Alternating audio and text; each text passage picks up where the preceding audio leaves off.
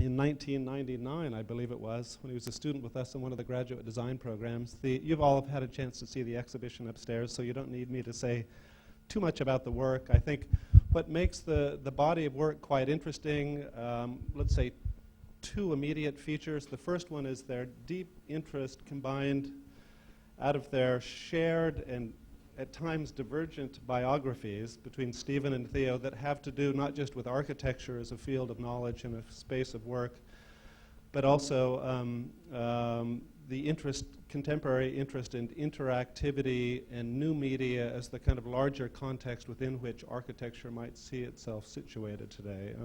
In various ways, their biographies, which have developed in parallel and come together through the kind of projects you see exhibited upstairs, is really testing the limits today of the idea of architecture in an expanded field of experience, media, information, and technologies. And I think that's what's really foregrounded their work from the moment I've first met them and have known them over the years.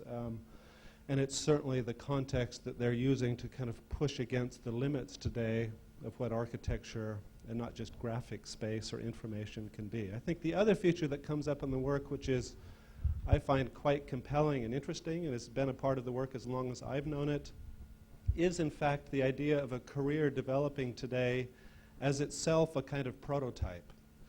These are two individuals that are working without a fixed definition of what a graphic designer is or what an architect is as a kind of fixed form. And I think one of the most interesting things about their early career is the way in which the projects they're developing is really testing the idea of how a career should unfold. You will see within the various projects as they're developed different networks of other individuals, sometimes technologists, sometimes information consultants, or even appliances, and maybe most interestingly, the users of these spaces as a kind of third key element that changes literally with each project as it's being tested. I think it's a great honor and pleasure for the AA to provide a bit of space for them upstairs to share all of that work with you. In fact, some of their earliest examples you will see were done in places like the back members room several years ago. It's taken 7 or 8 years to go from the back members room to the front members room, which is maybe the short path to describe of the career, but it's just great for the AA to continue to witness that work and to be a part of it. Please join me in welcoming Theo Spyropoulos and Stephen Spyropoulos, the brothers together.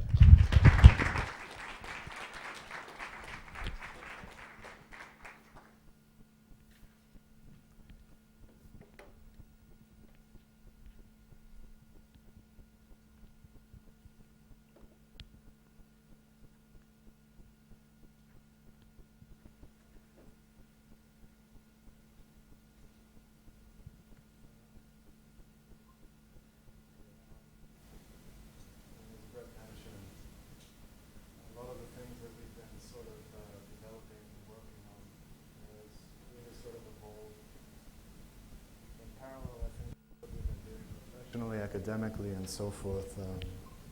Minimaforms, anyway, for us was kind of a framework and a kind of idea, an opportunity, I guess, for me and Stephen when we moved to the UK in 2002 to sort of operate and ask different kinds of questions about architecture, about design, and about exploring kind of notions about space and its opportunities that are kind of afforded in terms of facilitating kind of new forms of communication and so forth.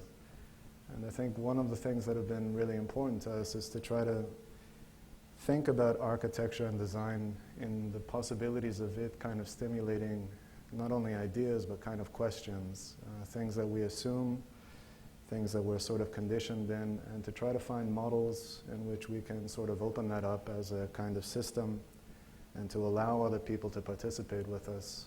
One of the things that's very important to us is about trying to look for ways in which we can enable people, that we can find models that are participatory, that we don't sort of make claims in an almost manifesto kind of way of what things should be, but to try to allow things to evolve over time and to respond to things that are at times latent and at times not known. So in the way that we've been sort of working, I think Brett has known us for a very long time. This thing has kind of evolved project to project, version to version, and it's kind of operated, I guess, from our side as a what started to be a side project, kind of working after hours, and I think it's kind of important to sort of state that most of these projects early on were kind of attempts from our side to actually use opportunities that were given to us, like the back members room, or in terms of some of the discussions that we had with personalities such as David Greene here, and in a sense start to shape a body of work that was responding to that kind of immediate situation. One of the things that I think we were kind of responding against, or in terms of our kind of everyday, was about this kind of application of a certain kind of style. We don't necessarily believe in style at all. We believe in a kind of sensibility, and in a certain sense we don't necessarily believe at all in the sort of typical definitions of what constitutes a form of design from another. We see design as a very kind of human and circular activity.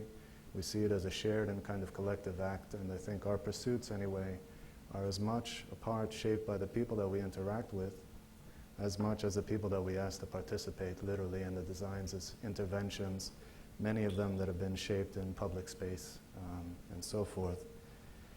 A lot of the work, just to mention, that you see upstairs, I have to be honest with you, this whole process has been actually very important for both Stephen and my thinking also about our work, because it was an invitation for us to actually take a moment and to reflect on these things. As much in terms of the collaborators who wrote and made us sort of rethink our work anew, to also people that we've collaborated on these projects and being asked to discuss it and to communicate it in very different ways. And I think generally we've been quite humbled by the whole experience, and also personally having this place as a home now for over 10 years, with a community of my students and collaborators, I would call them, in terms of really trying to come together as a kind of community. When we talk about community, we're not necessarily talking about some kind of retro hippie thing. We're talking about this notion that design as an activity is really something that we think is pluralistic, and we want to actually celebrate difference. And in a certain sense, design becomes a conversation. It becomes a conversational form of interaction, which is actually very important to us.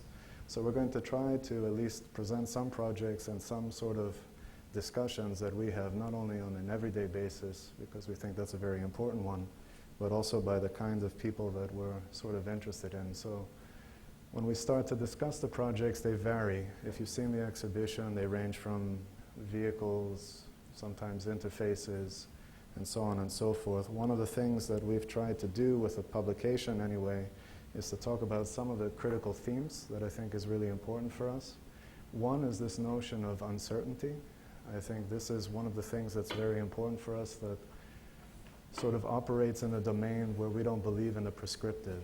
We want actually to think about architecture as the construction of change. We believe that a lot of these things are constructed. Our ability to understand is a constructivist act, and we think that these kind of things are always evolving. As we mentioned here, causal and circular relationships, because we believe that all of these things are in formation. And one of the things when we started to name this kind of platform that became important to us was this whole notion of the minima.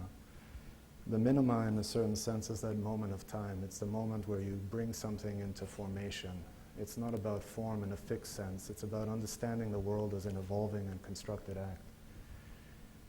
Projects like this, a kind of invitation from David Greene to rethink some of his seminal ideas, I think from the 60s, we try to think about what that actually means today, and to think about what we're calling animalistic architectures as a theme, where there are no blueprints or master plans, but we only talk about laws of correlation and interaction, and try to see how those things start to emerge.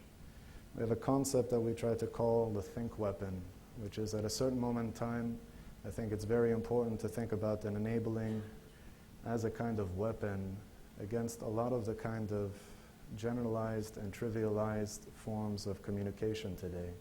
I think one of the things that are really important to us is actually finding tools and treating architecture and design as an instrument and as a vehicle for communication, and those manifest themselves in different forms. And we'll talk briefly about this one, which is a kind of cultural prosthetic.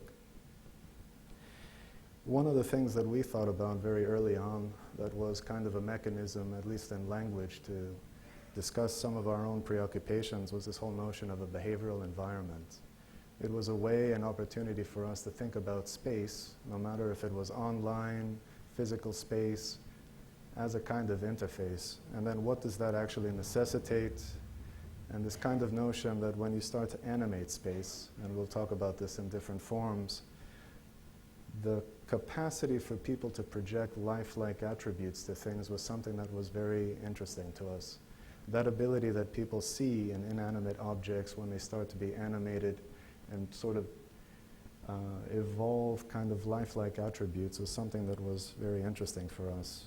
One of the more architectural projects that we actually have in development is a kind of pavilion that we'll talk about, but this kind of notion of this seeing machine is actually an important aspect for it, where architecture can be understood as an instrument and that we can sort of construct through qualities of experience and modes of perception a restructuring of our everyday. The last point I think that I want to mention briefly as a theme is this whole notion of collective mirroring. One of the things that I think is really important to facilitate, I think, what we would call as truly interactive environments is one, to allow people to see themselves in the pieces themselves, acting like a mirror that sort of not only recognizes interaction as a facility, but evolves that relationship through the whole process of interacting. I'm going to talk briefly about some of the things that help us to sort of identify the discussions between Steve and I. And in a certain sense, the book became an opportunity to sort of formalize that in a certain form. And this is an image of Charles and Ray Eames. And what I think is quite interesting about this particular image is the whole nature of the impromptu, the whole notion of play.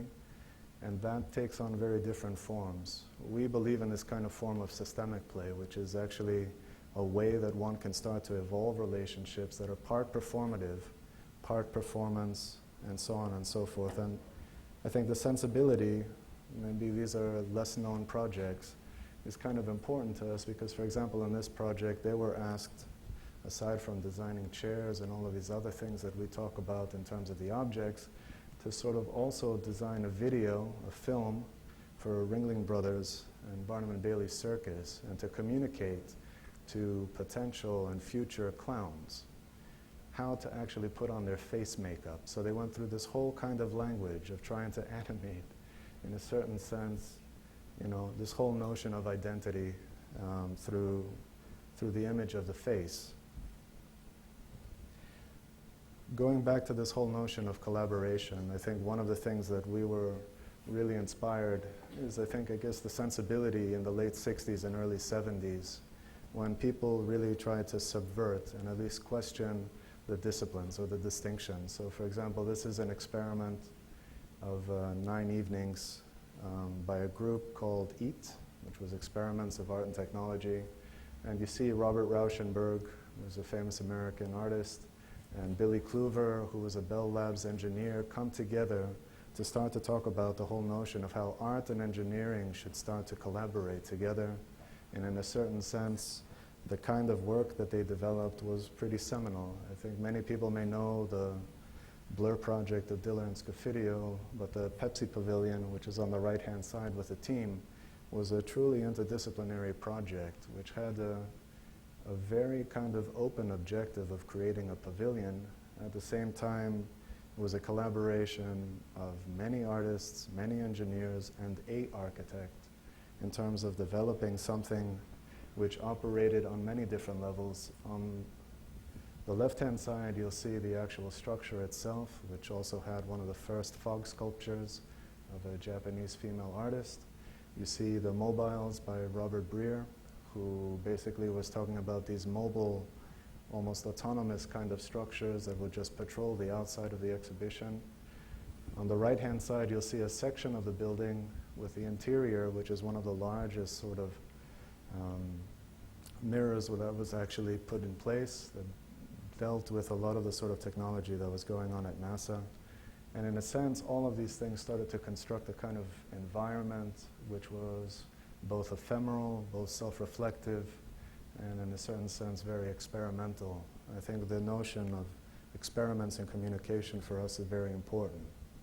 At the same time, I think one of the things that is involved pretty much in my daily life is the whole notion of the architecture machine.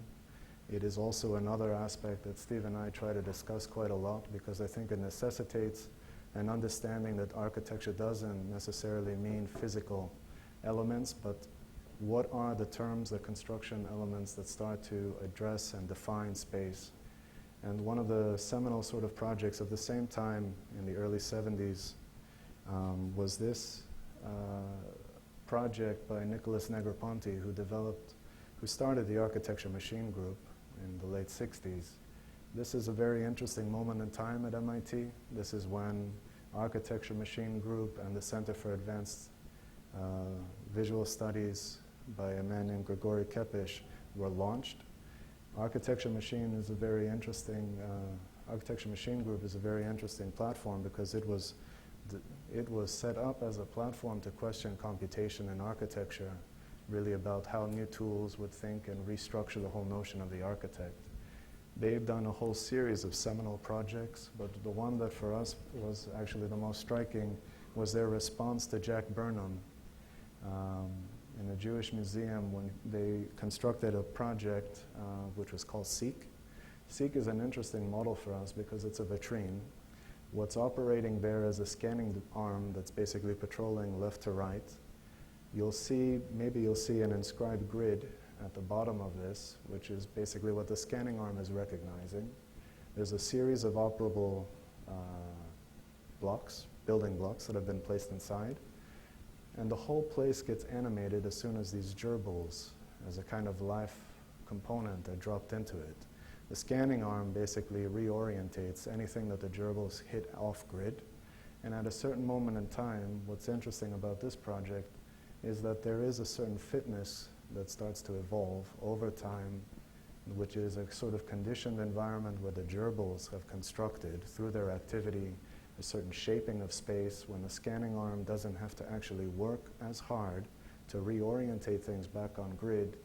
And you start to see this thing as a kind of new machinic ecology, where architecture is not defined by the vitrine or the scanning arm or the building blocks or the gerbil, but it's a kind of synthesis or a model for us, which is basically about this kind of collective.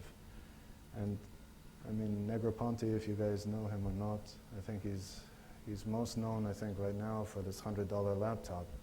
But it's actually a very important figure for us, because many people may know the MIT Media Lab. What they may not know is that whole project was actually set up through the Architecture Machine Group. After 10 years of experimentation plus from Nicholas Negroponte, like many architects of the time, abandoned architecture as a practice and sort of transformed this thing into a complete ephemeral form of communication. I think this is interesting if you think about that architecture today, if you fast forward in the contemporary world, is an interesting moment for architecture now to reinstate itself and participate, I think, in this kind of communication strategies that are being implemented. Part of those things that in the 70s were very interesting was the kind of discussions that some of these architects were having, and particularly with cybernetic media and so forth. A man like Gordon Pask, in a place like this, with someone like John Fraser, were questioning the whole notion of an evolutionary architecture. Gordon Pask also was participating with a lot of the discussions at MIT with Nicholas Negroponte, and his whole notion of learning environments and conversation models became a very important tool. His collaborations, maybe one of the most famous ones, was with an architect here by the name of Cedric Price for a project like the Fun Palace, which really started to completely talk about a very different kind of idea of what architecture could be. And it was based on a kind of logic of things like interaction, intelligence, and experience as being the fundamental sort of themes that one should sort of pursue and explore in terms of the architecture. This is actually the document of the diploma unit that John Fraser and Julia Fraser were running. And I think many of the things, if people don't know this, it's a very important book in terms of any sort of aspect to deal with computation and architecture. One of the things that I think Fraser and these people started to articulate, but I think at a certain level, at the time that they were sort of developing these things, took it to where they could sort of develop it at the time. Other people like Edward Anatowicz, who's developing these kind of projects like the Centre, were looking at different kinds of models of interaction and evolution. I think this one is a very interesting one for us. It's called the Centre. It was the first kind of robotic sculpture developed for Philips, who at the time was also really a very influential kind of technological center of research. And I think in many ways sort of structured collaborations with people like Nicholas Schofer and so forth. And one of the things itself that Anatowicz was talking about was that cybernetic art is by its very nature immediately accessible. So much so that children are the most appreciative spectators. I think this is kind of an important statement from our side, because I think one of the things that are very important is to allow people access to not only the work, but for them to actually understand and demystify this kind of whole process of design, in a sense allowing them to really participate and to actually allow them to find novelty through the actual act of communication and interaction. So these are just some images of the actual Centre installed in the Evoluon. And it was part of a very seminal exhibition that happened in the UK at the ICA, which was called Cybernetic Serendipity. The exhibition was actually very important because in a certain sense it invited and made no distinction between artists, scientists, computer, graphic artists, and so forth. They were all put under this kind of umbrella, and in a certain sense became one of those seminal moments, which was a kind of action or an event in itself. What's interesting is after that, Edward here mentions that 17 years after that, the argument in terms of the place between art and science and so forth has been won. Everyone, every man in the street now readily accepts that anything can be art. The trouble is that nobody cares anymore. And I think it's pretty interesting when we start to think about those things, because I think one of the things that is important for us is to try to find mechanisms where art and architecture starts to evolve different kinds of relationships with the everyday. We're not necessarily very interested in gallery culture or museum culture in itself. We actually really appreciate the opportunities that we have when we can sort of intervene in public spaces like Trafalgar Square and so forth, where people actually stumble onto this and are not kind of basically surfing events and so forth, but are just immediately confronted with something which is very familiar, and in a certain sense is kind of forcing them to evolve a different kind of relationship with something that they understand on a daily basis. One of these things that was very interesting for us is a psychologist named Alfred Yarbus. He was doing this series of research where he was trying to think if there was any kind of correlation by the way we see, based on these kind of arguments about what it is that we think we're looking at, and what the motivations actually are in terms of seeing. And he did this kind of very interesting analog experiment, which was basically showing the same painting and giving the theme of the painting in very different ways. So on the top view, he said, have a free view and scan it as you like. On the bottom, estimate material circumstances. On the bottom right, give the ages of the people. And you start to see the patterns of observation change as people are trying to see a very particular aspect of what they're seeing. One thing that I think we find very interesting about this project is how crude the instrument for observation actually was.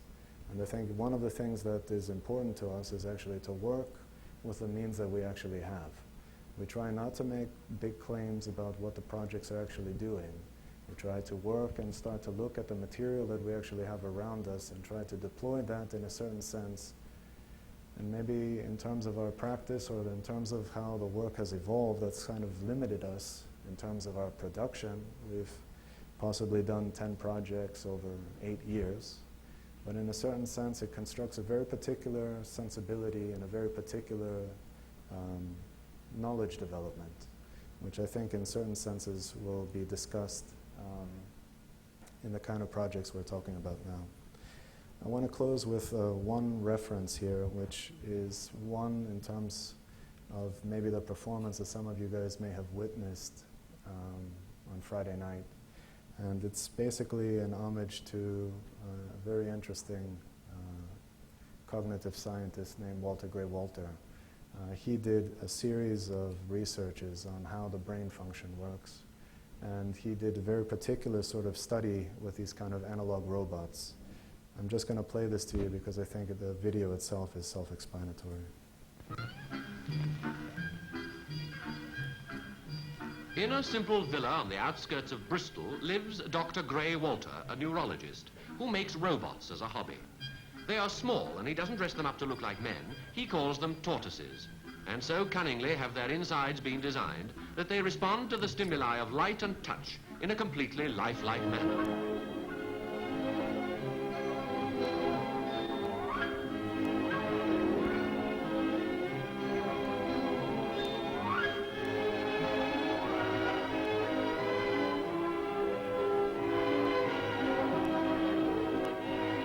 This model is named Elsie, and she sees out of a photoelectric cell which rotates above her body. When light strikes the cell, driving and steering mechanism sends her hurrying towards it.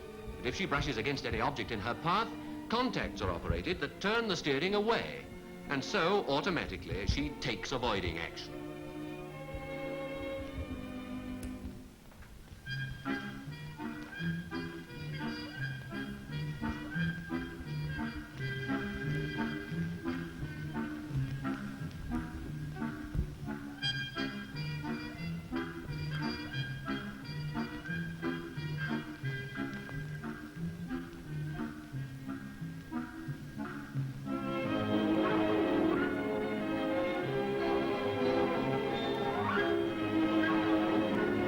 Mrs. Walter's pet is Elmer, Elsie's brother, in the darker vest. He works in exactly the same way.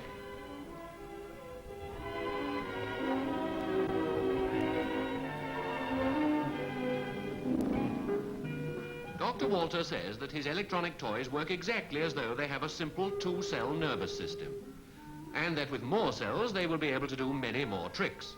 Already Elsie has one up on Elmer. When her batteries begin to fail, she automatically runs home to her kennel for charging up, and in consequence can live a much gayer life.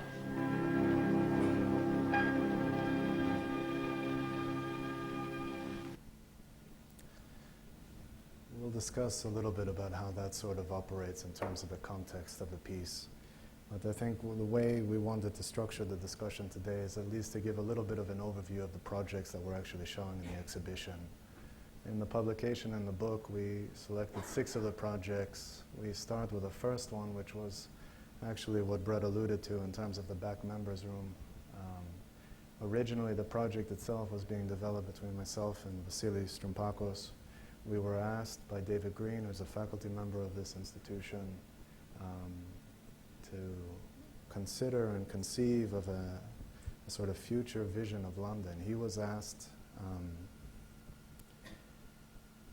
and given the opportunity to use Selfridge's storefront as a platform to communicate this. At the time, the Architecture Foundation gave a storefront to each architects sort of operating in the UK and abroad, architects like Zaha Hadid, Norman Foster, FOA, these kind of characters. And David was amazingly generous in sort of giving us an opportunity to use that as a platform to question this through what he was conceiving as this Lawan University. The project itself sort of emerged from 2 very different points of view. One was this whole notion of what a future vision of London could actually be. To have this kind of idea of a future vision, we actually critically tried to evaluate what constitutes that and what makes London London. And one of the things that we tried to identify that with is that it had very little to do with architecture and the built environment. It had very much to do with the sensibility of London as this almost hybridized cultural machine. And we thought that we could capture that in a certain sense by sort of identifying a form of identity which was the most recognizable to people, and to allow that to sort of shape our sort of attitude towards this. And that was by sort of thinking and rethinking the logic of a portrait and through the generation of what we were calling a portrait machine. David, in his way, who many of you may or may not know, but He's a very interesting character. He left us completely open brief about this whole project. The only request that he actually made of us was actually, he took us down to P3 in University of Westminster. At the time it was in a gallery, and he showed a whole series of obsolete machines and asked if it was possible. It would be great if you could do something with these things. 5-year-old machines that basically the university was not using. And that, in a certain sense, with a budget that we had of like £500, was basically our limits and material of what we were working on. So we took that as a kind of challenge in a certain sense. And through a certain kind of disassembly, started to kind of conceive and construct this kind of idea of what a generative portrait machine could possibly be. Now, the exhibition in itself was shown in 2 very different contexts. The first one obviously was in Selfridges, and the second one was at the Architectural Association a year later. The difference between the 2 was a very important one, which was that Selfridges wasn't very happy with us actually installing something in the shop. And Selfridges basically said, we can't install anything. We were basically on the outside face of the Fendi bag section, which is very important. And in a certain sense, they didn't want anything to sort of compromise their sort of brand environment. So when we were given the opportunity, the top one is the diagram, the wire diagram of the initial setup, which we asked people to email through certain kinds of portraits, and this would populate this database. On the bottom, you'll see that there is this human element now, which is this kind of capture device, which becomes a very important aspect of actually facilitating this kind of self-autogenerative kind of environment. This is the installation in the back members room. And this was a process that we started to go through. The first thing that we tried to do with the obsolete machine was to take it apart. And we're not electricians, we're not part of this kind of world. And for us, it was kind of at first the novelty of taking apart stuff. It was pretty interesting, but it didn't really decipher anything to us, other than we were sometimes naive, didn't really realize how much electricity was being amplified in these capacitors. And in a certain sense, cases are designed with a reason. But we went on, and in a certain sense, tried to develop a kind of logic, and we appropriated a logic that was very part inspired by someone called Yugab Nakamura, and part inspired by Chuck Close and his way of painting portraiture, where he breaks down the face in terms of a pixel grid. Well, we operated with what a 3x3 grid would actually be, because we identified that people could still recognize their images, their own identity within this framework. So a 1/9 portion of an image or an eyebrow allowed enough clue for people to actually identify themselves in what they were seeing. And the generation of these things actually became a very interesting aspect, because at the same time that one was describing a portrait, they were also eliciting this kind of hybrid monstrosity, which was a product of all of these different portraits together. So from outside the box at Selfridges, we wanted people to be inside the box. So this was a design of the capture device, which was a very important facilitating tool. It was designed with a bendy sensor, which basically allowed this armature to be pulled into position. The chin would rest on this device. The cropping of the image, which was a problem, even though we gave instructions to people to email through, was basically dealt with through the proximity of the face to the actual camera. So in a certain sense, a lot of the technical problems were resolved not through a kind of digital logic, but very much through proximity and the actual design of the instrument itself. One thing which was a byproduct of this that we saw sort of post-environment was at the bottom of the actual capture device, we put a screen, which basically allowed people to see themselves being inputted into this collective database. This actually had very interesting sort of behavioral tendencies, because people were not always necessarily happy with their first image. And they went through a process where when we actually started to archive these things, that very strange and interesting things started to happen. One was people started to play around and mess with the system, which our AA student from the top right seems to be having a good time with. Another one was a tendency of people not actually being happy with the first capture, because it wasn't a conventional sort of capturing of the actual image, like in a photo booth with a bit of a flash and, okay, prepare yourself, picture time. This was something, you placed it on your chin and immediately it sort of snapped. So you start to see that there is a sort of tendency for people to take a second and sometimes a third image. What's interesting for us is that they were just populating the database with more images. So when the exhibition first opened, it became very, the duration between how the database was actually being called up was very small. So people would have an almost, not necessarily an immediate response, but a very short duration before they would actually see themselves in this piece. But as this piece evolved, even on the night of the opening, this kind of thing started to change. And the notion of anticipation, I think, became a very interesting byproduct. And it started to shape some of the discussion. One sec. I'll run the application so you have an idea of how it was operating. And this was the diagram that we used as the kind of description of how the project would operate. We didn't actually want to be giving an instruction set, but only leaving the sort of capture device on its own. So every time someone would input their face, they would be part of this active data bank, which would be collected and sort of broadcasted on the 3x3 machines. And as this thing starts to populate, you start to see the response time in terms of how the images are actually being called up. And as this continued to populate, obviously the patterns of those kind of call-ups were changing. On the bottom here, you'll see these face IDs. Each image was actually tagged. So almost like a social security number, each image was referenced. And it became an interesting opportunity from our side, because then as we were developing this, post the exhibition, we wanted to be able to allow people to breed their own hybrid portraiture. And in a certain sense, we developed this kind of archiving tool, which would basically record the kind of process and the selection over time. So in a sense, constructing a whole series of generative photographs, which was a product of capturing and recalling all of the kind of face IDs that we were given per the image.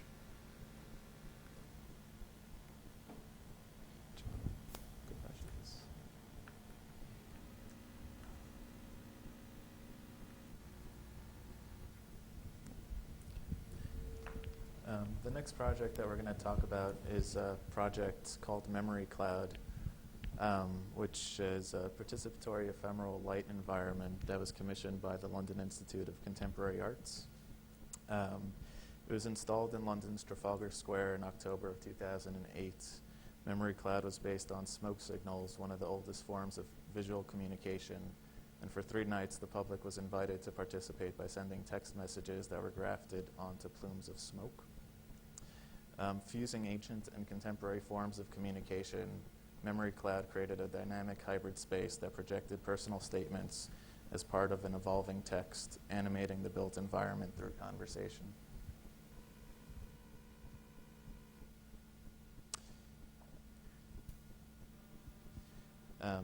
Memory Cloud evolved through prototypes installed as public interventions under the name Smoke Signals. So we actually did the project 3 different times over the course of 3 years, the first one being in Suffolk, England, at Bentwaters Air Base as part of the Faster Than Sound Festival in 2006. The second time we did it was the following year in Bristol,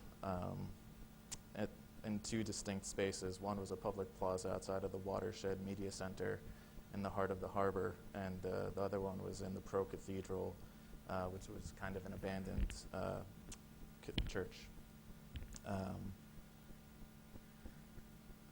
So each time we actually ran the project, the parameters were actually very different. So when we did it in Suffolk, England, the duration of the piece was only 1 hour. What we kind of did for that project was we allowed participants in Suffolk to send SMS messages to the piece, but we also created an online component where people could, through memorycloud.com, they'd be able to kind of write in virtually and contribute to the cloud as well. For that event, we had 200 local messages and 120 that were inputted through the website. we had about an audience of 800 people. In 2007, we still had the same idea of local and remote communication, but this was happening at 2 different sites simultaneously. In total, we had 532 messages that were locally through SMS messaging, and 105 that were inputted through the website. The audience was bigger at 1,500 people. In 2008, we called the project Memory Cloud, and we did it in Trafalgar Square. This time, the duration of the piece was over the course of 3 nights for 2.5 hours each night. And I'll come back to these. But on the first day, we had 391 messages, and then it slowly increased. Day 2, we had 525. Day 3, we had 625 messages. And these were all local messages, kind of just through SMS. So we kind of removed the idea of kind of virtual communication. And these are just a sampling of the different types of messages that were given.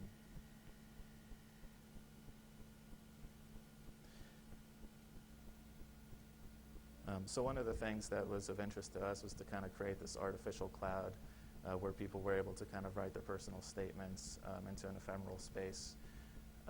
What was interesting in terms of the legibility of the type, based on the kind of natural movements of the smoke, legibility would kind of appear and disappear throughout the piece. So people kind of would constantly try to read their messages and messages from other people within the cloud.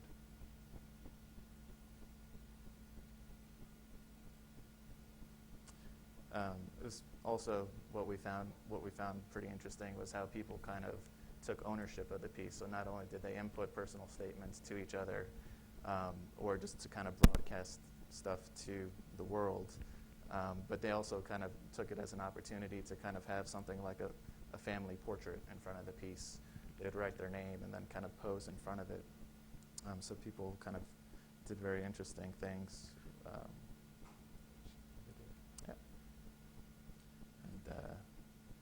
I'm just going to show a little 5-minute video that explains the piece a little bit better than I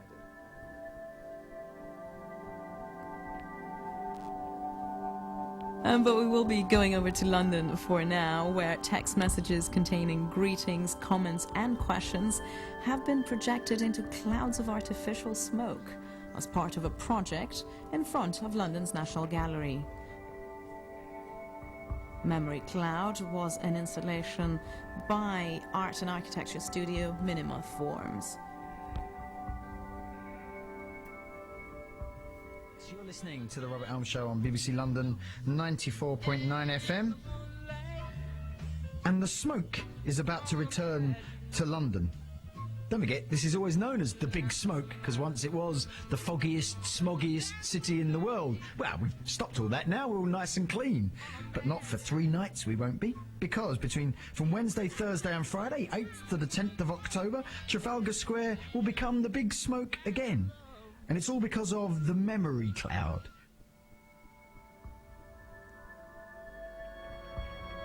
People go along to Trafalgar Square next week. What are they going to see? Well, basically what they're going to see is we're going to try to create an artificial cloud, which is basically going to be content driven by people. We're trying to create an ephemeral structure where people can kind of participate and interact with each other.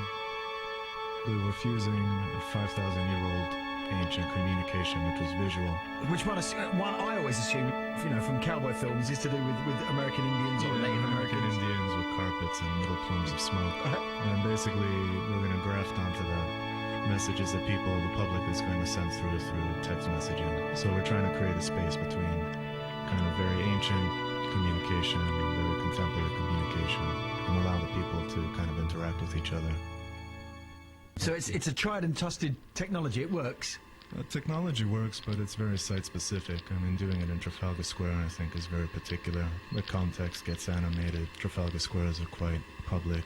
Very big. It's a big, large public space, yeah. It's a public space, but it's also a space where people really have a voice. And it's a very open space where both tourists and people here actually express themselves. So trying to take that on board as part of the artistic platform, where they're actually they're the artists, really.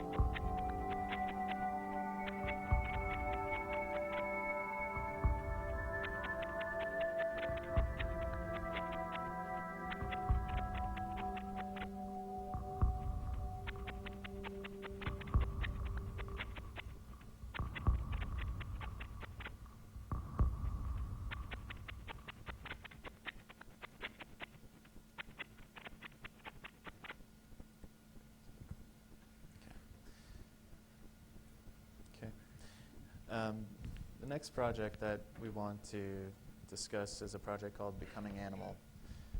Becoming Animal is an interactive performance piece for the experimental sonic performance festival called Faster Than Sounds. The performance was installed at the entry to the festival, housed in the K9 building of Bentwaters Military Air Base, again in Suffolk, England. The project explores the story of the mythical three-headed beast, the Cerberus, guardian of the underworld. The objective of the piece was to create an environment of performance through collective participation. Each participant's presence stimulates the three heads of the Cerberus, triggering behavioral-based interactions and exchanges. Interactions are expressed through sounds, facial expressions, and general activity of the Cerberus. The continued dialogue between users and the system demonstrates emotive exchanges that exhibit love, anger, and boredom.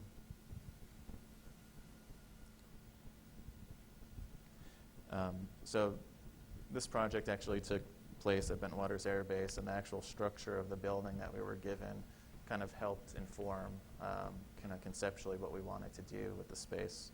So this is the building that they housed all the military dogs in the air base.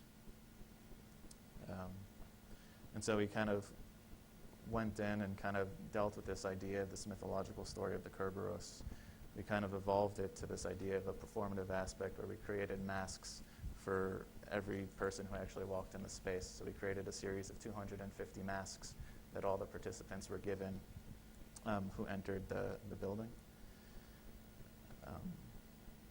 And basically the masks had an LED light that was outfitted on the forehead, and we created a series of kind of motion tracking systems that would track the user's movement within the space.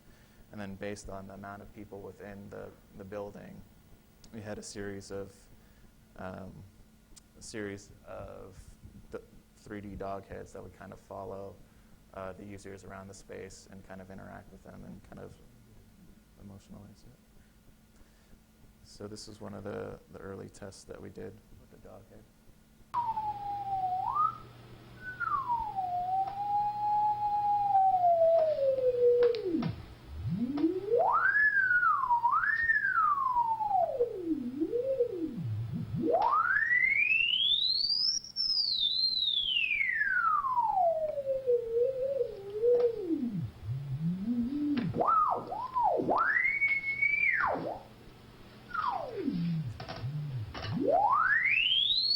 So we did basic things with the dog head based on the amount of lights that were in the space. It would kind of activate the dog to kind of perform in particular ways.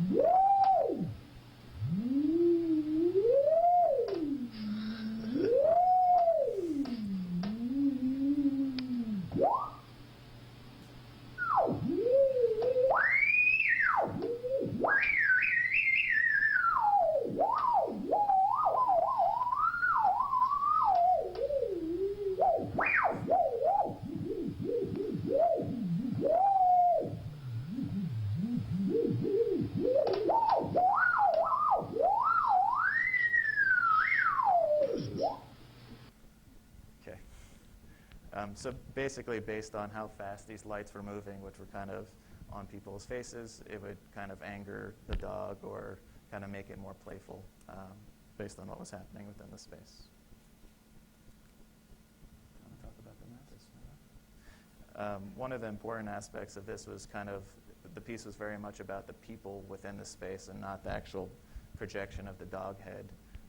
By giving all the people who entered the space a mask, it allowed them to kind of be more playful with one another, kind of lose themselves within the project.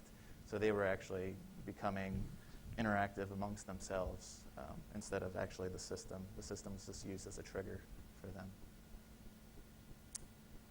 And, that's it.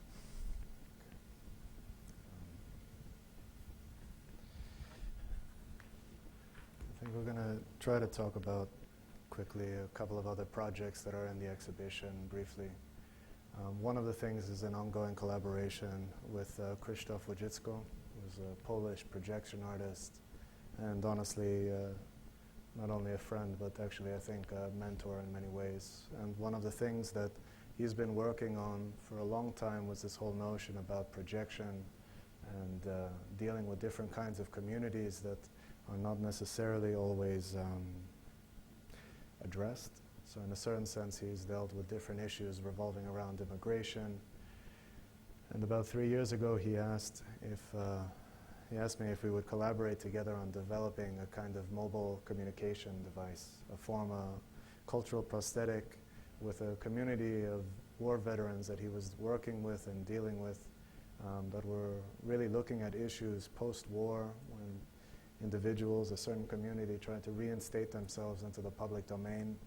And one of the issues that was emerging was the whole idea of how does one actually start to communicate stories in a way that allows people and enables people to be able to communicate in a very productive way, which is more about understanding and about personal testimony than necessarily about media coverage, about war, about yes or no, about black and white issues. This was more about the kind of human condition and what post-trauma aspects would actually start to be dealt with.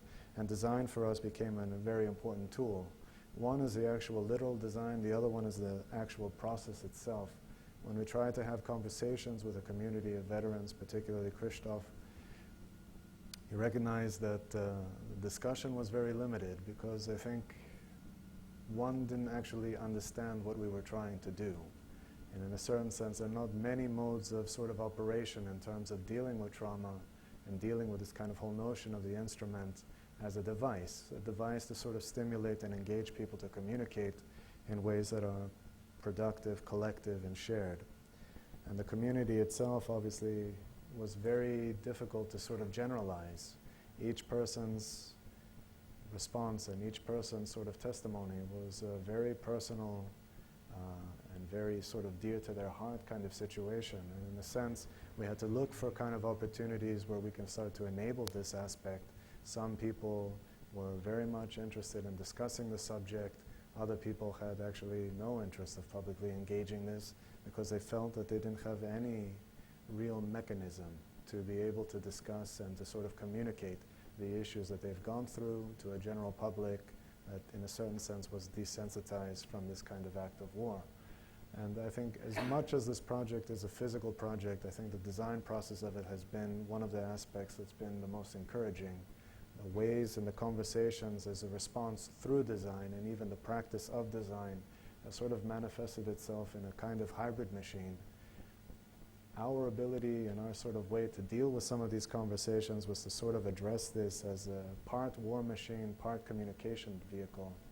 And one of the things that we try to conceptualize this is as this kind of mobile environment engaged in public space, how did the aspect of mobility materialize itself? And then this transformation, how would that be sort of communicated with the enabling devices of different forms of media as tools to sort of broadcast these messages to a larger public?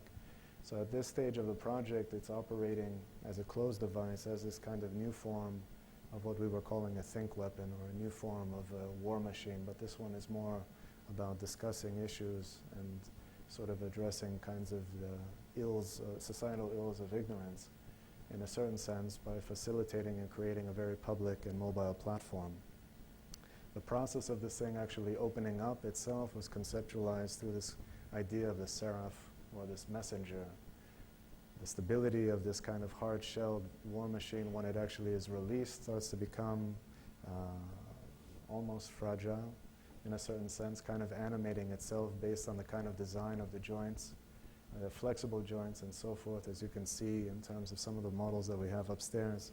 The idea was to allow this kind of process of opening up to be animated in a lifelike sense and sort of generating a certain situation for the body that's manning this thing to be able to sort of deal with some of those issues, not only of the vulnerability, but in terms of the masking and unmasking of some of the testimonies that were being applied. So we went through a whole series of operations trying to really understand what the behavior of this actually is, the release mechanisms that will allow these things not to operate as doors, but it would start to become devices in themselves. And I think through the process, I mean, we've tried to experiment with different ways of not only modeling and prototyping this thing, but what we recognize very quickly is like models on the right-hand side, like the 3D prints and so forth, were not really allowing us or affording us the opportunity really to understand some of the more behavioral aspects that we were trying to pursue. And I'm talking now very directly and literally about the design of this. The models to the left, which honestly are a bunch of chicken skewers and plastic rubber joints, allowed us to be able to start to condition relationships of how the connection would start to come together, what it means to actually have a locked basket condition of the vehicle in a closed state, and what it means when you allow this thing, almost like a spring, to spring out and become more like this kind of animated wing. The project, if I could just mention, is obviously something that's still in process. The models upstairs are basically the latest manifestation of it as a design instrument. The ambition at this stage at the moment is to move from this kind of quarter-scale model, this kind of piano wire that you see upstairs, into the full-scale mock-up that would operate as a mobile theater stage set. We've tried to operate as much as possible without taking too many assumptions or affordances on the subject. We recognize that the subject is obviously one that has to be dealt with a lot of care. So we don't try to trivialize this, and we don't try to say that this in any way is going to offer a solution to a project. It's just to talk about the notion that design should possibly start to address and be able to deal with some kinds of pressing issues, sometimes which are societal and have nothing to do with the literal actual design objects in themselves, but the whole process of design as a mode of inquiry, but also as an enabling tool to stimulate and discuss some issues that sometimes are very difficult for many of us to actually engage with on a personal level. I want to discuss very quickly another project that came to us when David Greene asked us to think about a lot of the ideas that he did in the 60s in a seminal project of his called the Living Pod and the High-Rise Tower. And what has become very interesting in terms of a lot of the things that we're talking about is the notion of collaboration has evolved over years. FaceBreeder first started in 2004. This project was done about a year and a half ago. And the kind of conversations that have evolved in between sort of allowed us or afforded us the kind of opportunity to revisit what was probably one of the most seminal projects from that period of time, and in particular of Archigram's, maybe one of the very interesting projects which David talked about as his sort of last foray in terms of the idea of shape and form. One of the things that we recognized quickly was that the Living Pod actually evolved a second project, which was the High-Rise Pod Tower. The discussion that we're evolving, in terms of the Living Pod was this notion of customization of the individual unit and so forth. The sensibility that we saw in the Living Pod Tower, the High-Rise Tower, was very symptomatic of a lot of the megastructural issues.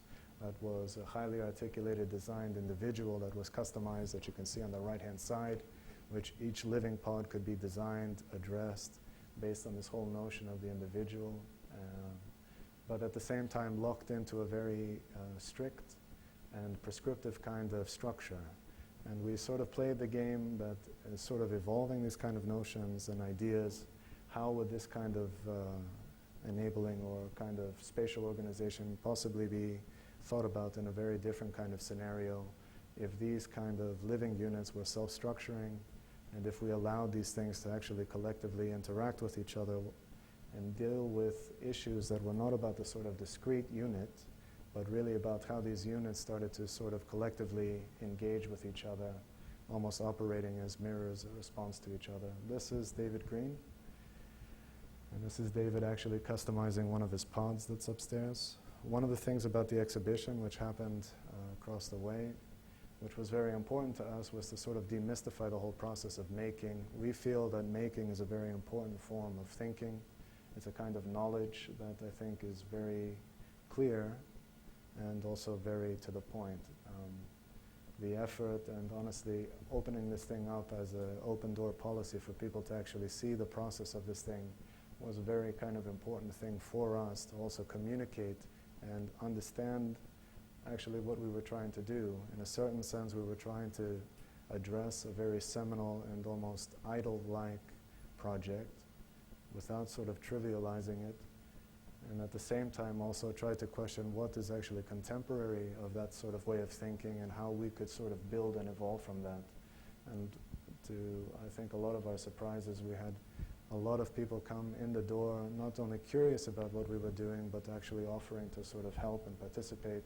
These were students from second year that were students of David's that came in and actually sat and contributed. And this kind of ongoing discussion and this whole notion of community was very important to us. The year after, we were actually invited by curators in Berlin who were doing a show called Megastructures Reloaded, which basically was trying to address very similar issues about what if the megastructural project had any merits today. And a lot of the discussion based around that, they showed in the exhibition seminal projects, Yona Friedman, Super Studio, Archizoom, all of the projects that I think have been quite influential to many of us in this kind of context. And the strange project was this kind of alien that was in the corner, which had no name tags or so forth. It became a very interesting tool, I think, in a certain sense, because we were asked anyway to discuss this thing in a conference. And for the most part, the question was very interesting. The literal project of a megastructure possibly didn't manifest itself in the projects that were on show here, but I think if we look at our contemporary condition, we see the megastructure has been realized in many different ways, from the streets of Detroit to aspects of things that are going on in the Emirates and China. These kind of large-scale interventions of treatment in terms of the city as a building were very much part of the everyday, possibly not with the same sensibility that evolved a lot of these kind of discussions. So in a very sort of straightforward manner, we just looked at the pod not as a discrete element, but as an interactive agent. We looked at the sort of different kinds of languages that David started to do in a more manual way, in a more digital way. We looked at his concept of access, which David saw as a cherry picker to plug in, and thought about, well, what happened if these pods actually evolve these tails or these circulation paths. So no matter what the organization was, they could optimize and bundle. And I think the main element was this whole notion of the actual organizational logic behind them. On the left, David's project was privileging a kind of linear organization, and the infrastructure was the dominant theme. And I think that's very symptomatic of a lot of the kind of projects of this time. What we were speculating, and when I say speculating, I'm talking about these things as thought experiments. This was not a project in which we were really saying, well, this is our new design. This was about sort of generating models and ideas of possibilities, and in a certain sense trying to develop a kind of language that possibly is very commonplace in places like this about generative logics, associative and correlated logics in terms of how some of these things could evolve over time. The model itself, though, was thought about almost like a dollhouse, where people actually saw it as a kind of stage set. In Berlin in particular, there were moments, at least when I was there, that people were encouraged to actually move people around that weren't glued, move things around. It became a kind of different form of a stage set. It's not a model in itself that has a fixed form. Every time we actually install this place somewhere, it sort of evolves into a different formation. And I think it's one of these things where the model itself is a kind of ongoing conversation between myself and David and Stephen and the people around us. Like the product of the model upstairs is obviously slightly different from what you see to the one to the left, and it evolved obviously through the conversations with the people that were assisting us in sort of generating this. These are just some examples of these models, and this is the example in Berlin. One other project that I briefly want to talk about is a pavilion that we've been working on for the last couple of years. It was an invitation by a performance artist named Stelarc, who was based and still is based in Brunel University in Uxbridge.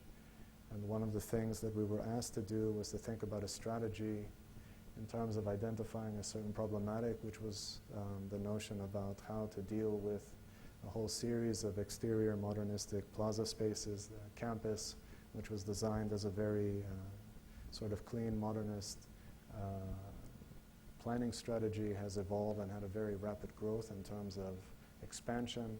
And the idea was to use art as a mechanism or as a tool to think about possibilities of how art could sort of intervene as a way to cohere the existing campus. Working with the people there, trying to develop a kind of strategy, we thought about using art as a kind of architectural folly.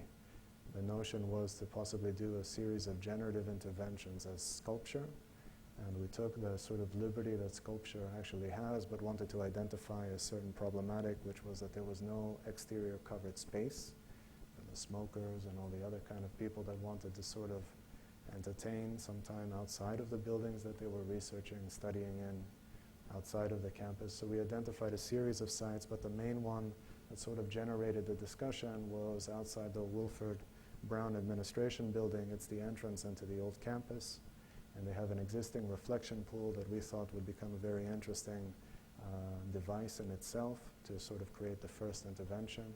We themed it as a kind of seeing machine because we wanted to discuss this whole notion that architecture, or the surface of architecture in this sense, would operate as a different form of media with these kind of operable lenses would start to collapse and restructure the space of the everyday there. So we've created this kind of exterior room which takes the form of a pavilion in the middle of the reflection pool, and identified a whole series of fiber optic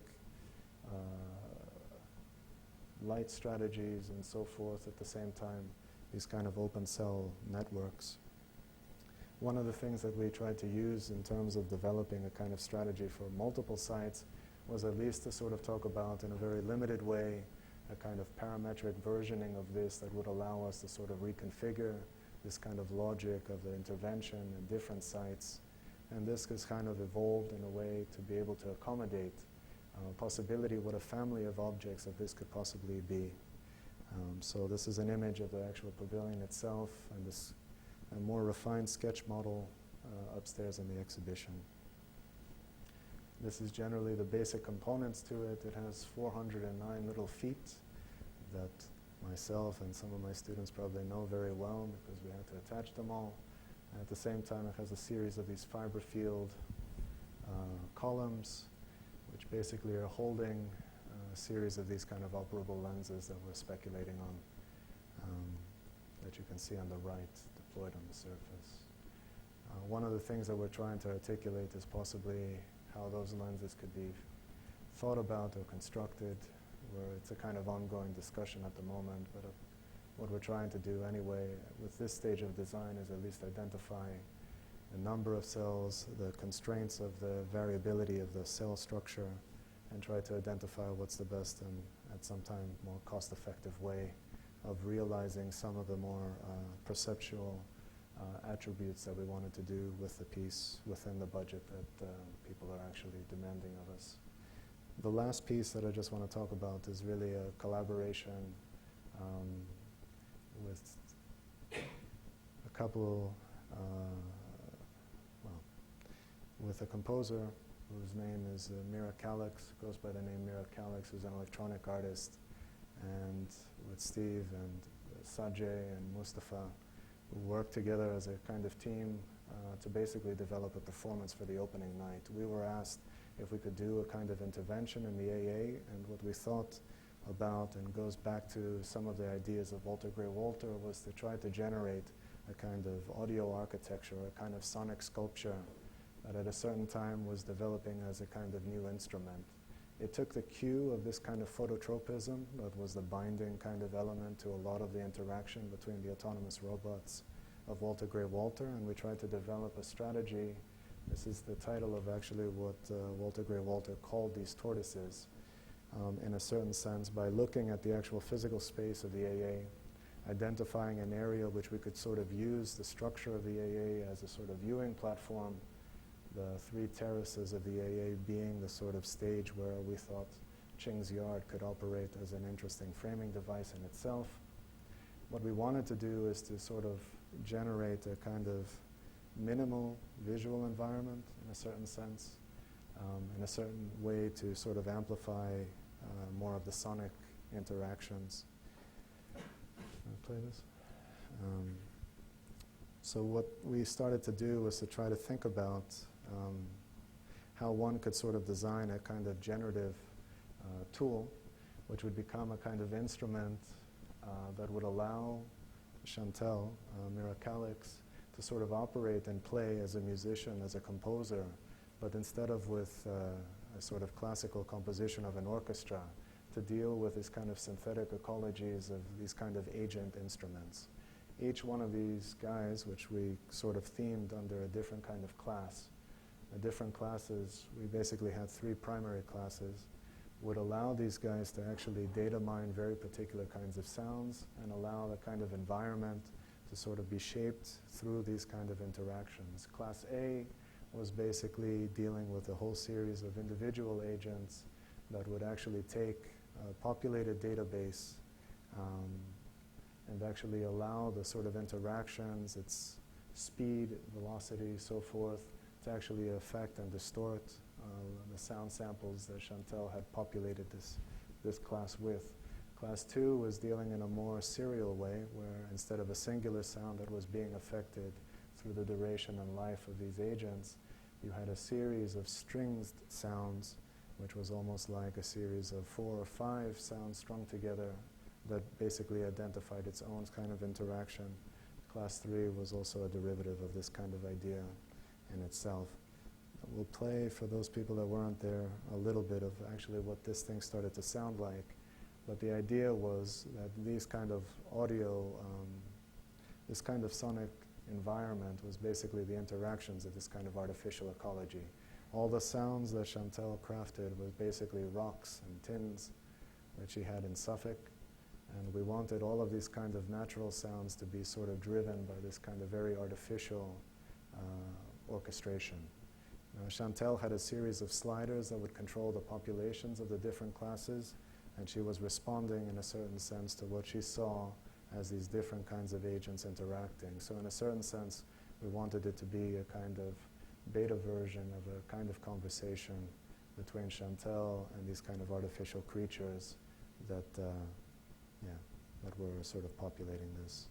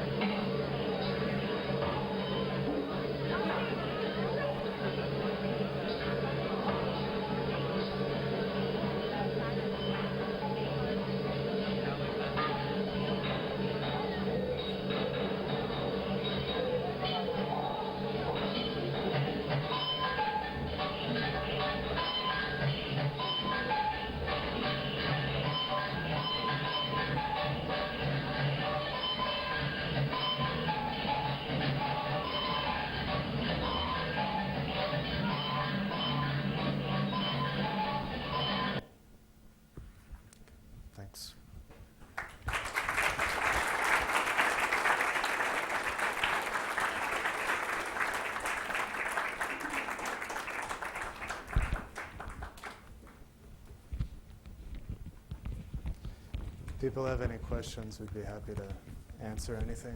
Otherwise, we're good to go.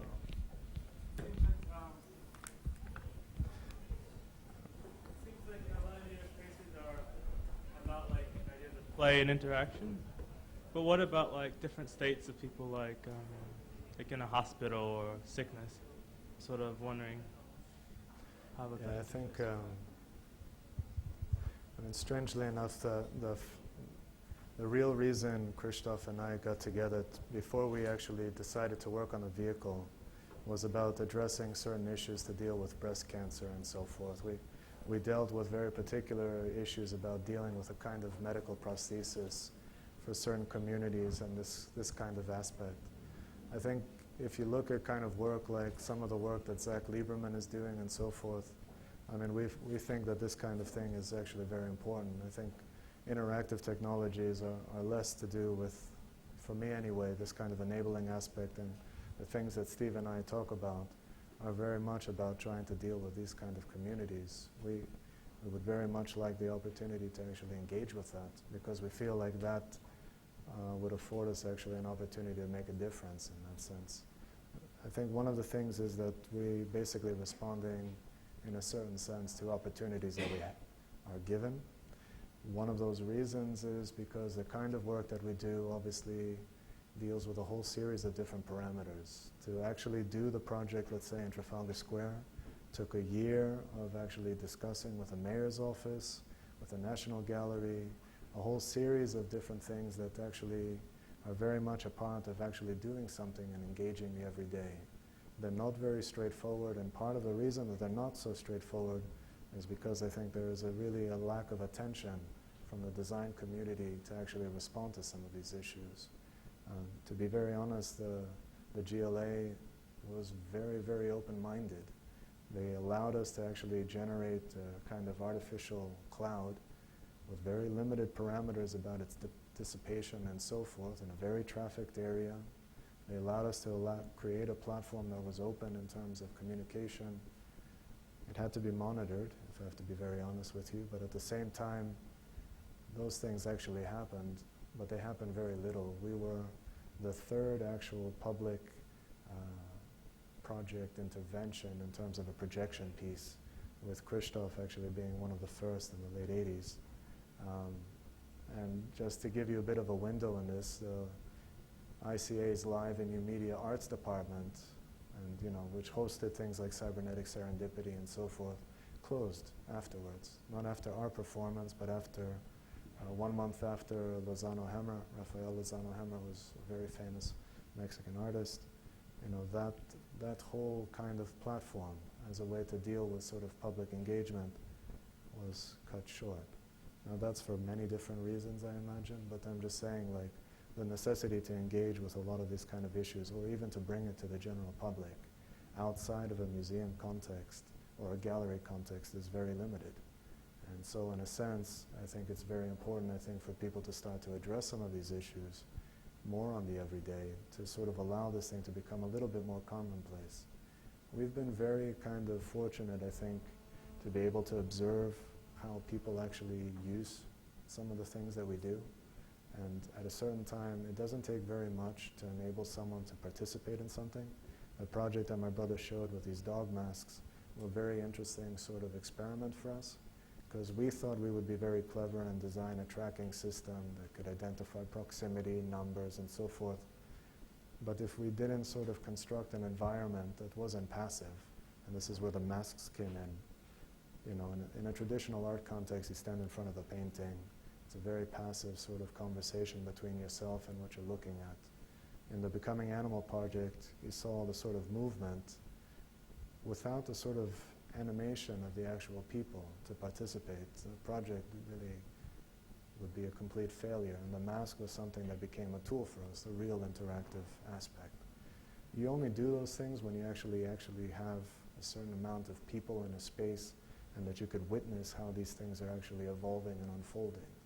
And that's why I think we address some of the work in the form of a theater or performance.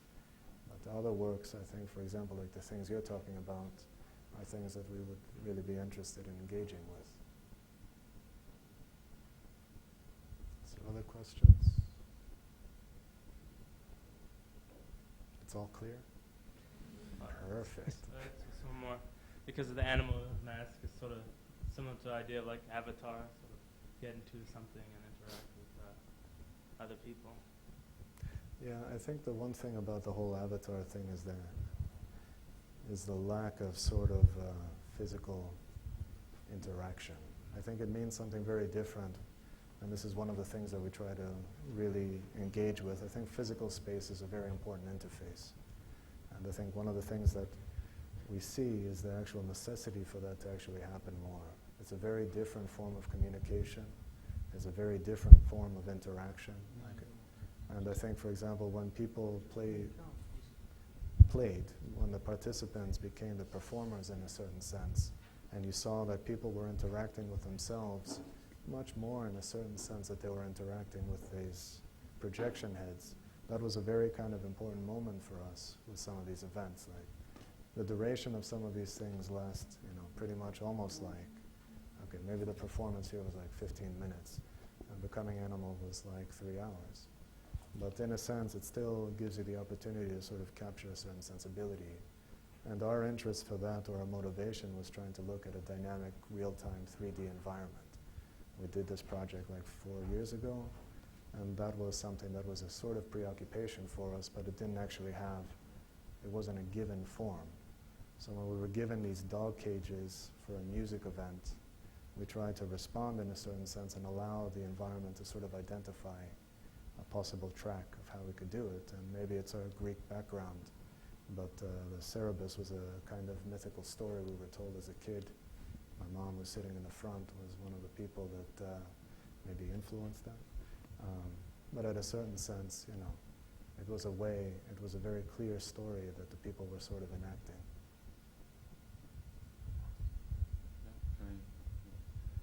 I would like to ask about the pavilion. The form looks, I could say, a bit familiar, and I would like to ask if there are any other architectural qualities that you would like to explain a little bit more. What was the question? What would you like me to explain? I mean, I think, let's say, for example, the strategy there, I think the form is very simple. Honestly, it's just a canopy. I think the aspect that we're actually looking at is not so much the surface itself, but this whole notion of these lenses that possibly would allow you to perceptually restructure. I think in a certain way, we really want this thing to operate as an instrument. And we're sort of imagining, actually, that the form is absolutely not relevant. The surface articulation, in terms of the cells, I think are very interesting for us to really develop, because I think even that proximity aspect to an individual cell like a lens would have a very different sort of sensibility of space. So I think what we're trying to do and the things that we're showing, I mean, these are sketch models. I don't take them as the final form. Stephen and I talk about what are the kinds of sense of, how would it be like to be in this kind of thing, and actually how would you see that kind of activity shaping over time. So we see it as a passageway. So that's why we see it as this kind of gateway logic. Less for the physical gateway into the campus and more about literally restructuring perceptually how people see each other.